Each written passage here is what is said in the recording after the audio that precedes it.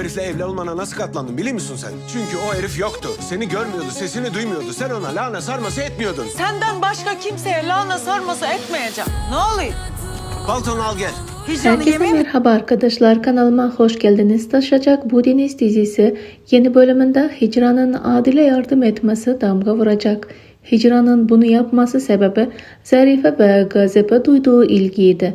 Zarife, Şerif'i saf dışı bırakıp Oruç'u başa geçirmek isteyecek. Şerif'in hamlesi ise Zarife'ye bebek mevzusundan olacaktır ve bebeği birlikte sattığımızı Adil'e söylerim diyecek. Ayrıca 13. bölümde düğün olacak ve bu düğün Gazibe ve Hicran'ın düğünü olacağını düşünüyorum.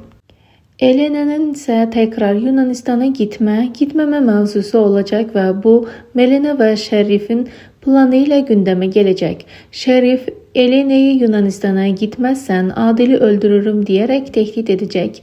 Bence Yunanistan'a tekrar gidebilir ve Oruç Elena'yı tekrardan getirebilir. Oruç ve Elena kavuşması ihtimali şimdilik yoktur.